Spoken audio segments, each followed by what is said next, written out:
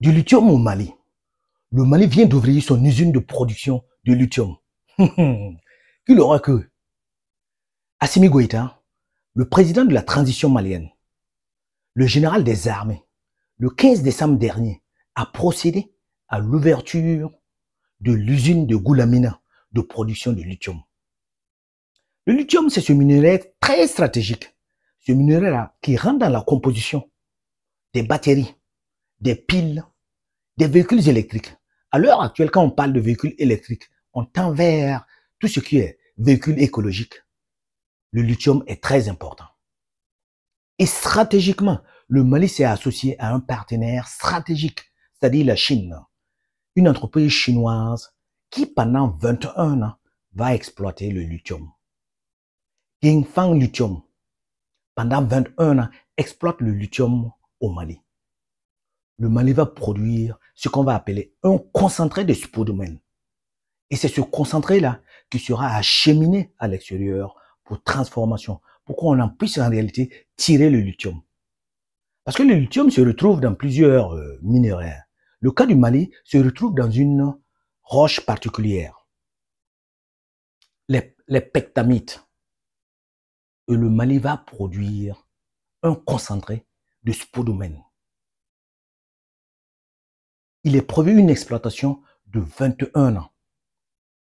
Pendant 21 ans, le Mali sera stratégiquement au cœur de la production de ce lithium. Les choses sont en train de changer, hein? Les choses sont en train d'évoluer. Et dans cette exploitation, on s'attend à un retour d'autour de 700 milliards de francs CFA comme chiffre d'affaires. Et ce chiffre d'affaires-là sera reversé dans l'économie malienne, sera transféré dans les banques maliennes pour alimenter l'économie malienne. 61 milliards de dividendes est attendu. 30% vont revenir à l'État malien et 5% aux acteurs privés. Et aussi, comme l'a dit le président, 25 milliards investis dans la localité de Goulamina pour construire des écoles, des hôpitaux, pour construire des routes et aussi pour produire de l'énergie. Je voudrais exprimer toute ma satisfaction de voir aboutir ce projet de grande envergure. Un projet qui était tant attendu par les Maliennes et les Maliens, et particulièrement la population de Boukouni et environ. Comme vous le savez, les autorités de la transition ont pris l'engagement de concrétiser les aspirations profondes du peuple malien, de faire du secteur minier un moteur de développement économique dans notre pays.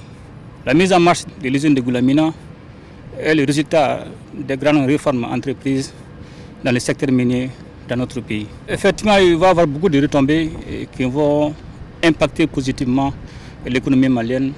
D'abord, un premier chiffre d'affaires de 680 milliards est attendu et ces 680 milliards seront rapatriés au Mali et alimenteront les banques maliennes pour poursuivre le développement économique et tout ce qui concerne les activités économiques.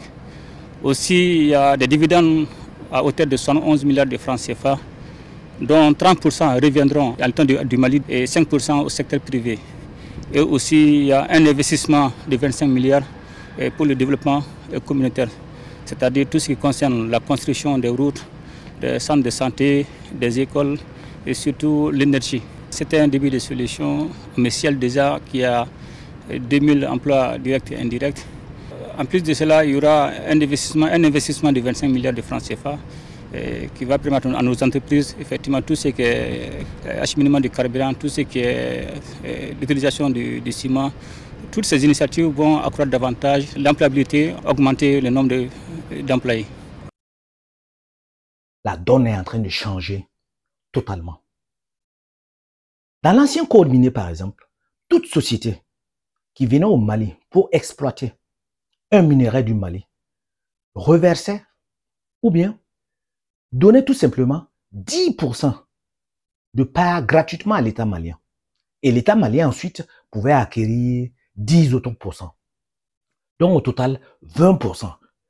Ce cas-ci, c'est dans le cas du code minier ancien du Mali. Parce que ce code minier a été révisé. C'est pour cela qu'on a maintenant 35% qui revient totalement à l'État malien, soit 30% au gouvernement et 5% pour les acteurs privés nationaux.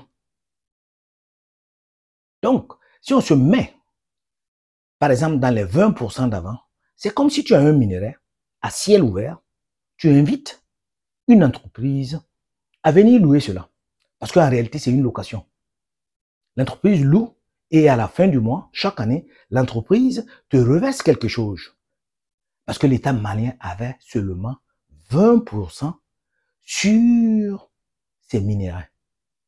Et aussi, on sait très bien, avec le trichement de quelques lois, les histoires de non-double imposition, là, tu te retrouves à ne même pas avoir les taxes qui te sont dues.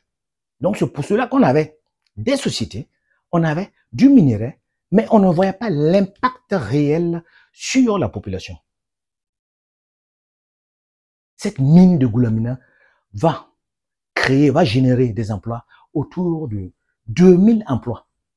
2000 emplois seront générés. C'est-à-dire que l'économie va commencer à bouger dans cette localité.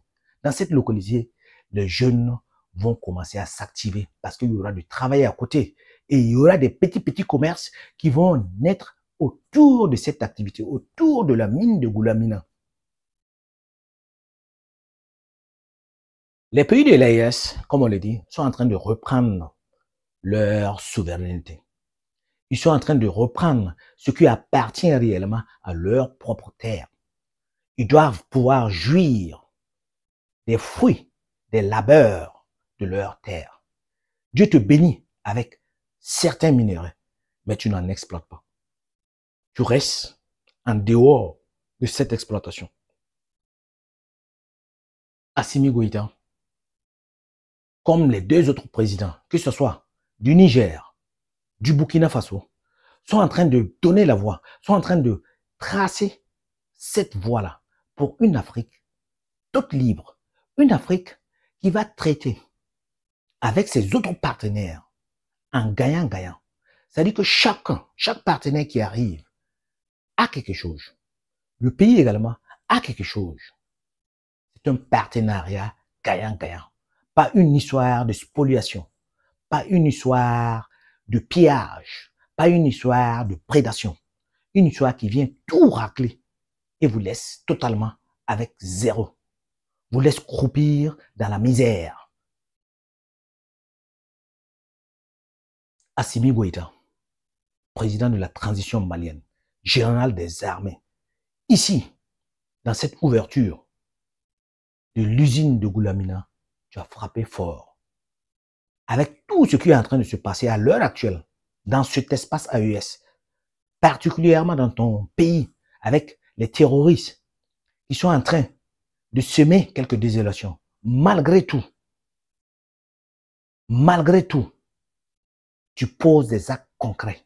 Tu poses des actes qui prouvent que tu n'es pas venu pour autre chose. Tu es venu pour l'amélioration des conditions de vie de ta population.